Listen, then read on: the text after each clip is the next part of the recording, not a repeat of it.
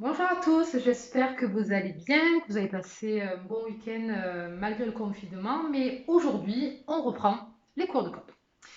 Le thème du jour c'est la conduite en conditions difficiles, utilisation des différents types de feux. On va commencer par les feux de position. Les feux de position, c'est des feux qui éclairent quasiment pas, ils servent surtout à être vus. C'est des feux qu'on mettra en agglomération quand celle-ci est très bien éclairée. Ensuite, on a les feux de croisement. Les feux de croisement éclairent à une distance maximale de 30 mètres. Ces feux, on les mettra quand on sera en ou hors agglomération bien éclairée. On les mettra aussi lors de la traversée de tunnels. On les mettra également en cas de forte pluie. Et quand on croisera des véhicules, pareil qu'on soit en ou hors agglomération, si un véhicule devant nous ou un véhicule qui arrive en sens inverse, on utilisera nos feux de croisement.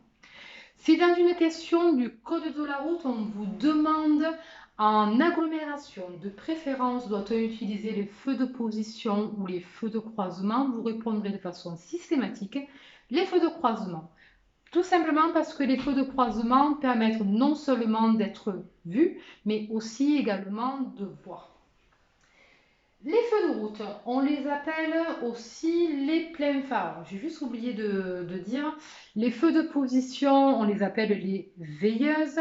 Les feux de croisement, on peut les appeler aussi les codes. Et donc les feux de route, on va les appeler les pleins phares. Et ça, c'était le code d'avant.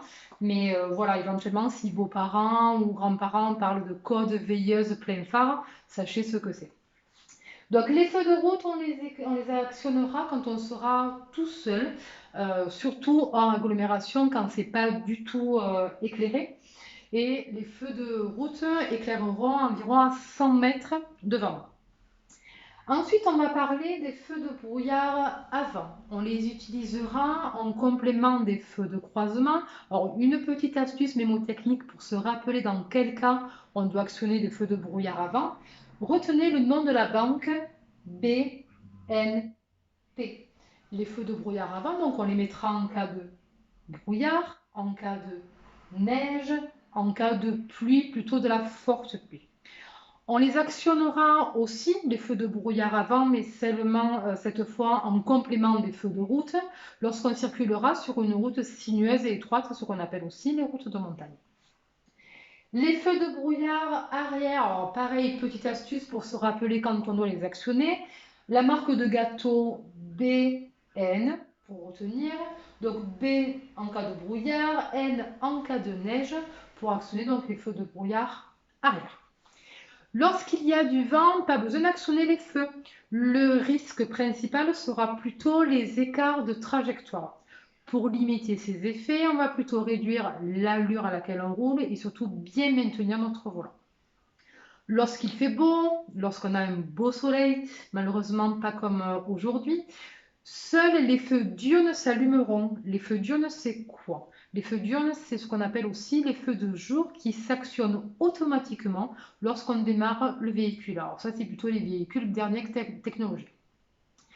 Le risque avec un beau soleil est d'être ébloui. Le temps d'adaptation pour retrouver une vue normale peut varier entre 5 et 6 secondes. Pour voir ce que ça fait, on peut faire un petit test ensemble, un petit exercice. Vous allez regarder plusieurs secondes une ampoule allumée. Vous la regardez, vous la fixez pendant ces quelques secondes et ensuite vous regardez devant vous. Ça fait bizarre, hein? Voilà, donc j'ai fait le tour du thème d'aujourd'hui. J'espère que ça vous a plu. J'espère que vous avez réussi maintenant à faire la différence entre tous ces feux. Donc s'il y a quelque chose que vous n'avez pas compris, n'hésitez pas à me poser des questions, donc, ou en commentaire ou en message privé. Je prendrai le temps de vous y répondre.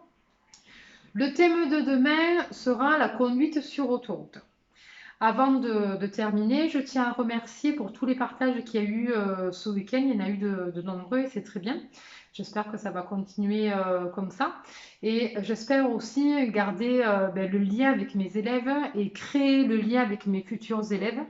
Voilà, parce que même si on est en confinement, bon, on est quand même présent et on peut quand même ben, faire éventuellement des inscriptions, hein, pour les futurs élèves. Donc, je vous mettrai aussi sur ma page Facebook le formulaire d'inscription. J'ai déjà 2 personnes qui se sont inscrites, donc comme quoi ben, ça fonctionne quand même. Donc voilà. Je vous dis à demain et en attendant, ben, j'espère que vous allez bien prendre soin de vous, que vous allez bien respecter ces règles de confinement pour qu'on puisse se voir ben, le plus rapidement possible. À demain!